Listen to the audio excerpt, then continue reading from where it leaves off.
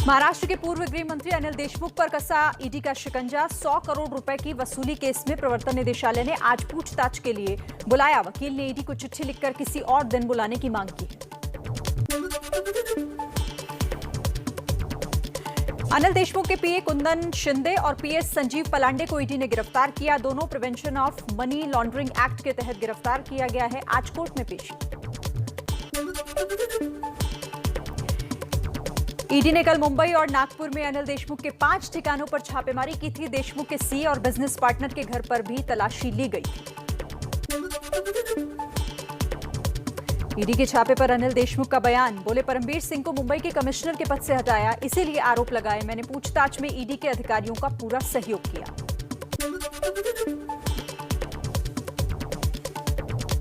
अनिल देशमुख के खिलाफ ईडी की कार्रवाई पर बोले बीजेपी नेता राम कदम। कहा, वसूली का खेल खत्म होने वाला है। देशमुख तो सिर्फ मोहरा है, दूसरे दलों के बड़े नेता भी जाएंगे जेल।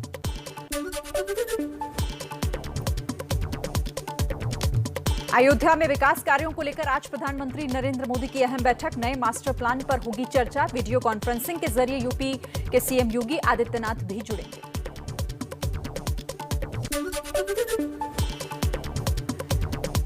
आने वाले चुनाव पर चर्चा के लिए आज बीजेपी मुख्यालय में बड़ी बैठक। बीजेपी अध्यक्ष जेपी नड्डा, गृह मंत्री अमित शाह, रक्षा मंत्री राजनाथ सिंह समेत कई वरिष्ठ मंत्री पहुंचे। कृषि कानूनों के खिलाफ किसान आंदोलन के 7 महीने पूरे। किसान संगठन आज खेती बचाओ लोकतंत्र बचाओ दिवस मना रहे हैं। देश भर में राजभवनों के बाहर प्रदर्शन हो रहा है। दिल्ली में आज दोपहर 2 बजे तक विश्वविद्यालय, सिविल लाइंस और विधानसभा मेट्रो स्टेशन बंद। 7 महीना पूरा होने पर आंदोलन को तेज करने की किसानों ने दी है चेतावनी। दिल्ली के करीब गाजीपुर बॉर्डर पर सहारनपुर और मुजफ्फरनगर से बड़ी संख्या में ट्रैक्टरों से किसान पहुंचे हैं। राकेश टिकैत ने कहा, सरकार का इलाज गांव में होगा और किसानों का इलाज संसद में होगा। अभी तो सिर्फ रिहर्सल चल रही है। सहारनपुर और मुजफ्फरनगर से आते वक्त किसानों ने मेरठ का सिवाया टोल प्लाजा भी फ्री करवाया। भारतीय किसान यूनियन के युवा विंग के अध्यक्ष गौरव टिकैत बोले, ये लड़ाई अभी लंबी चलेगी। एमपी में भी किसानों का विरोध प्रदर्शन। भोपाल समेत सभी जिलों में डीएम को ज्ञापन सौंपकर कृषि कानूनों को वापस लेने की मांग करेंगे। कृषि मंत्री नरेंद्र सिंह तोमर ने एक बार फिर किसानों से आंदोलन खत्म करने की अपील की। कहा, भारत सरकार कानून के किसी भी प्रावधान पर बात करने के लिए भी तैयार है। 2015 कोटकपुरा गोलीकांड में पूछताछ के लिए एसआईटी दफ्तर पहुंचे सुखबीर बादल। वारदात के वक्त पंजाब के डिप्टी सीएम और गृह मंत्री थे सुखबीर बादल। इसी केस में पिता प्रकाश सिंह बादल से पहले ही हो चुकी है पूछताछ। एक दिन की राहत के बाद फिर बढ़े पेट्रोल के दाम। दिल्ली में 1 लीटर पेट्रोल 98 रुपए 11 पैसे का हुआ। पटना में 100 के पार पहुंचा दाम। बीती रात जोरदार बारिश के बाद पानी पानी हुआ पटना। विधानसभा भवन, डिप्टी सीएम रेणु देवी और कई वीवीआईपी के घर में घुसा पानी।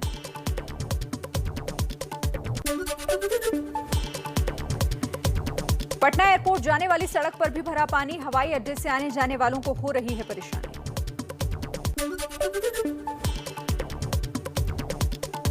बिहार के पश्चिम चंपारण में गंडक और भपसा नदी ने धरा रौद्र रूप। दर्जनों गांव में घुसा बाढ़ का पानी। फसलों को भी काफी नुकसान। बिहार के राघोपुर में बाढ़ का जायजा लेने पहुंचे तेजस्वी यादव ने लोगों से कहा, घबराइए मत, 1.5-2 महीने में सरकार गिरने वाली है।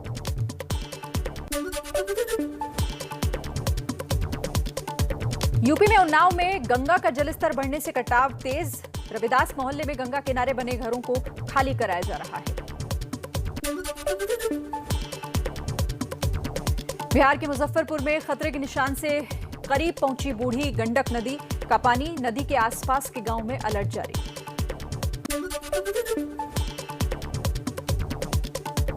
बिहार के सासाराम में 1 घंटे की मूसलाधार बारिश ने खोली इंतजामों की पोल।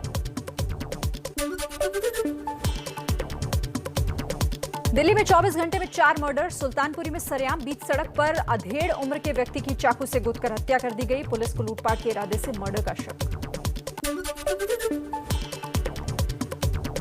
दिल्ली के रोहिणी सेक्टर 20 में 3 अज्ञात हमलावरों ने जनरल स्टोर के मालिक को गोली मारी, दुकानदार की हालत नाजुक। दिल्ली के कंझावला में बदमाशों ने शोरूम पर बरसाई गोलियां, फायरिंग में एक कर्मचारी की मौत, रंगदारी न देने पर हमला।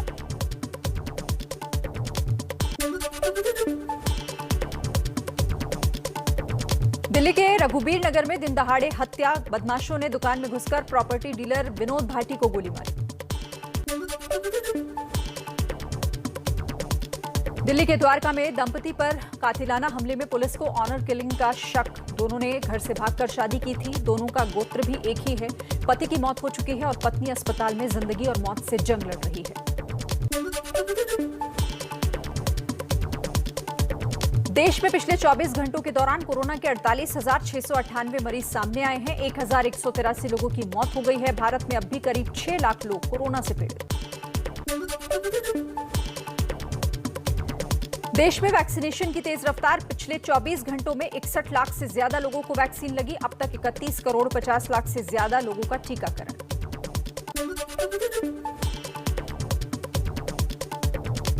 महाराष्ट्र 3 करोड़ से ज्यादा टीके लगाने वाला देश का पहला राज्य बना, अब तक 3 करोड़ 2 लाख 71 हजार से ज्यादा वैक्सीन की डोज लोगों को दी गई है।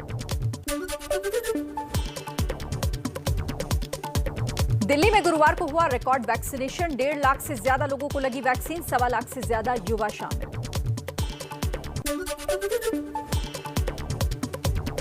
स्वास्थ्य मंत्रालय के मुताबिक कोरोना के डेल्टा प्लस वेरिएंट पर मौजूदा वैक्सीन कितनी कारगर है, इस बारे में 7 से 10 दिन में पता चलेगा।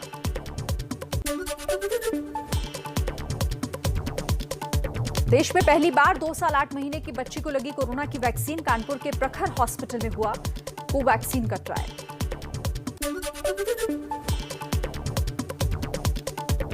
सीरम इंस्टीट्यूट ऑफ इंडिया ने नोवावैक्स वैक्सीन का उत्पादन शुरू किया। सीईओ अदार पूनावाला ने कहा, इस टीके में 18 साल से कम उम्र की हमारी भावी पीढ़ियों की हिफाजत करने की काफी क्षमता है। कोरोना के डेल्टा प्लस वेरिएंट को लेकर केंद्र सरकार ने 8 राज्यों को अलर्ट किया, टेस्टिंग, ट्रैकिंग और वैक्सीनेशन बढ़ाने के निर्देश दिए, फॉरेन कंटेनमेंट जोन बनाने के लिए। कोरोना महामारी में सरकार की तरफ से बड़ी राहत, कोरोना के इलाज में खर्च की गई रकम टैक्स फ्री, मौत के बाद परिवार को मिलने वाली आर्थिक मदद पर भी टैक्स नहीं लगेगा।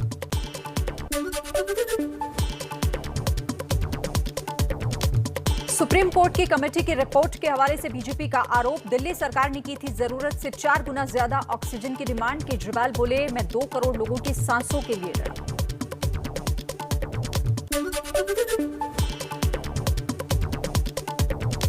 बीजेपी प्रवक्ता संबित पात्रा ने कहा, हमेशा झूठ बोलते हैं केजरीवाल, उनकी झूठ की वजह से 12 राज्यों को हुई परेशानी।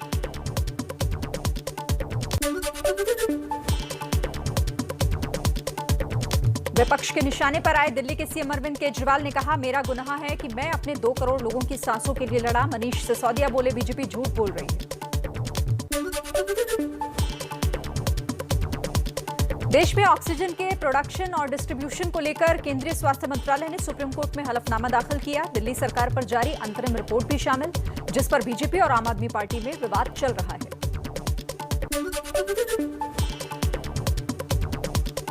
बीजेपी सांसद गौतम गंभीर का अरविंद केजरीवाल पर निशाना, बोले, अगर केजरीवाल में जरा भी शर्म बची है तो वो देश से माफी मांगे।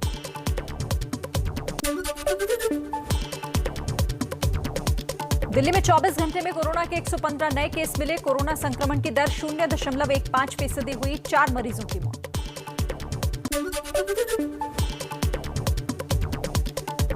कोरोना वैक्सीन का विरोध करने वाले संभल से समाजवादी पार्टी के सांसद शफीकुर रहमान बर्क ने लगवाया टीका, पहले कहा था बिना वैक्सीन के ही मैं अल्लाह की हिफाजत में। मध्य प्रदेश के राजगढ़ में वैक्सीन के डर से एक युवक ने पत्नी का आधार कार्ड छिपाया, खुद पेड़ पर चढ़कर स्वास्थ्य विभाग की टीम को चकमा देने की कोशिश की। अब 50 रुपए में हो सकेगा कोरोना का एंटीजन टेस्ट। आईआईटी दिल्ली ने कोविड टेस्ट के लिए एक सस्ती और सटीक रैपिड एंटीजन टेस्ट किट विकसित की है। हेल्थ वर्कर्स के मानसिक तनाव को दूर करने के लिए आगे आई मुंबई की एक संस्था रूपल ग्रुप और महावीर ट्रस्ट ने नेस्को कोविड सेंटर के हेल्थ वर्कर के लिए एक हॉस्टल तैयार किया है। मुंबई में फर्जी वैक्सीनेशन मामले में कार्रवाई। कांदिवली के शिवम अस्पताल के डॉक्टर शिवराज पटारिया और पत्नी नीता पटारिया गिरफ्तार किए गए। तमिलनाडु के कोयंबटूर में मुफ्त राशन और 2000 रुपए की मदद लेने के लिए उमड़ी भीड़। कोरोना नियमों की उड़ी धज्जियां।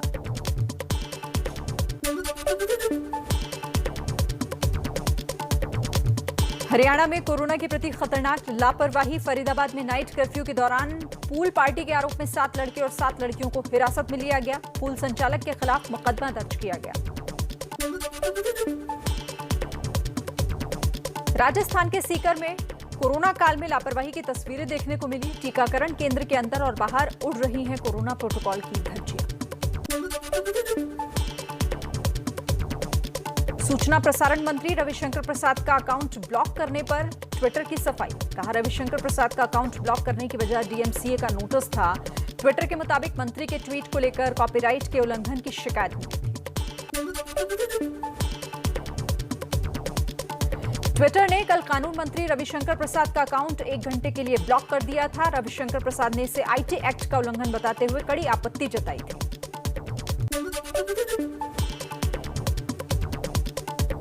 संसद की सूचना प्रौद्योगिकी की स्थायी समिति के अध्यक्ष शशि थरूर का कड़ा रुख। कहा, ट्विटर से जवाब तलब किया जाएगा। अगर भारत में रहना है तो देश का कानून मानना होगा। कू के सीईओ अप्रमेय राधाकृष्णन ने भी ट्विटर पर निशाना साधा। बोले, यूजर को नियमों के उल्लंघन की पूरी जानकारी दी जानी चाहिए। इसके बिना सोशल मीडिया प्लेटफॉर्म को कार्रवाई करने का अधिकार नहीं। पुणे में एनसीपी अध्यक्ष शरद पवार का बड़ा बयान। कहा, कांग्रेस को साथ लेकर ही बन सकता है विपक्ष का मोर्चा। मंगलवार को दिल्ली में विपक्ष के नेताओं से मिले थे शरद पवार। बीजेपी सांसद साध्वी प्रज्ञा के फिर बिगड़े बोल। मुंबई हमले में शहीद हेमंत करकरे को देशभक्त कहे जाने पर उठाए सवाल।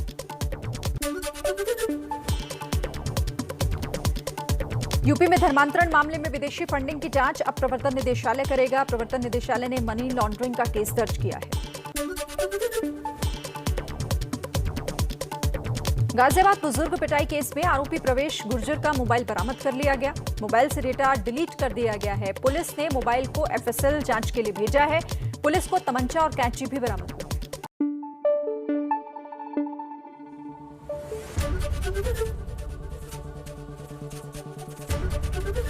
एबीपी न्यूज आपको रखे आगे।